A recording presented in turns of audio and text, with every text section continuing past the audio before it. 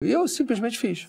Foi uma burrice deles. Era melhor eles terem deixado eu submeter ao plenário, que teria sido muito mais possível até deles evitarem. Por que o Rodrigo Pacheco não instaura o impeachment dos ministros do STF? É uma pergunta que tem que ser feita a ele. Na verdade, durante o período que eu era presidente da Câmara, também tinha pedido de impeachment do Procurador-Geral da República. E, no entanto, o Renan não deu andamento, deveria ter dado. Também cabe o impeachment do Procurador-Geral da República. O que você acha do STF? Olha, eu já disse, eu tenho tido oportunidade, até já escrevi sobre isso. Eu acho que nós estamos vivendo um problema de uma... Você tem que pegar o seguinte, a Constituição ela fala que os poderes têm que ser harmônicos e independentes. Hoje eles não são nem harmônicos nem independentes. O Supremo Tribunal Federal adquiriu uma supremacia sobre os outros poderes, que você tem que olhar o seguinte, quando Oscar Niemeyer projetou Brasília, a Praça dos Três Poderes coloca o Congresso no centro, o Executivo de um lado, o Judiciário do outro. Hoje você pode inverter, pode botar o Judiciário no meio. Por que isso? Isso é grande parte culpa dos políticos. Em primeiro lugar, o Judiciário só age provocado. Se ninguém provocar, ele não vai agir, ele não age de ofício.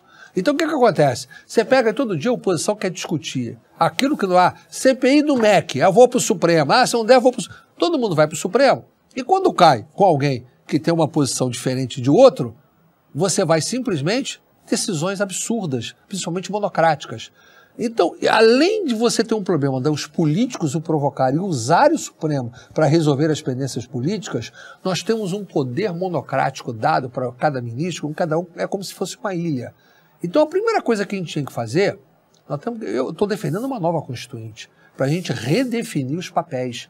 E simplesmente, o Supremo, se você não fizer uma nova Constituinte, no mínimo, nós temos que impedir que decisões monocráticas possam ser dadas por ministro, tem que ser pelo menos colegiadas, que importe revisão de legislação aprovada pelo Congresso ou que possam mudar ou impor políticas públicas que não são da competência dele, porque o ativismo judicial está se dando nesse ponto. E o ativismo judicial que está se dando é que está levando a essa deterioração de um lado e, ao mesmo tempo, um empoderamento excessivo. Você pega, por exemplo, o Congresso para o Juiz de Garantias.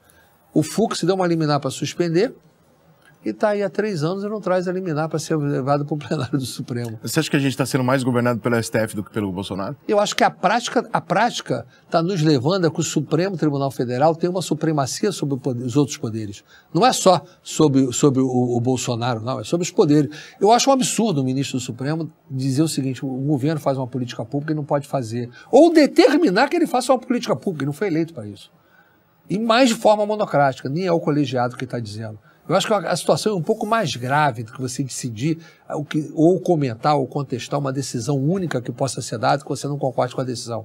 Entendeu? Eu tenho essa visão que eu acho que o problema é um pouquinho mais complexo. É um problema de ativismo e um problema dos próprios políticos que são os maiores culpados disso. Eu repito, o Supremo só age provocado e não vai agir de ofício para nada. Alguém tem que provocar o Supremo. Essa provocação ao Supremo também tem que ser regulamentada. Não é qualquer um que pode ir ao Supremo para provocar para qualquer tipo de coisa. E eles, no ativismo, também não podem ter decisões monocráticas. No mínimo, a gente tem que fazer é acabar com a possibilidade de decisão monocrática. Isso é o mínimo que a gente deveria fazer. A gente está vivendo um momento no Brasil de muita contestação ao governo do Bolsonaro. E a gente viveu, logo antes disso, um impeachment, puta de um monte de corrupção, um monte de merda do PT. E aí os dois, de repente, eles voltam para a cena, né? O Bolsonaro permanece e viram as grandes opções para a eleição desse ano. Mas o tratamento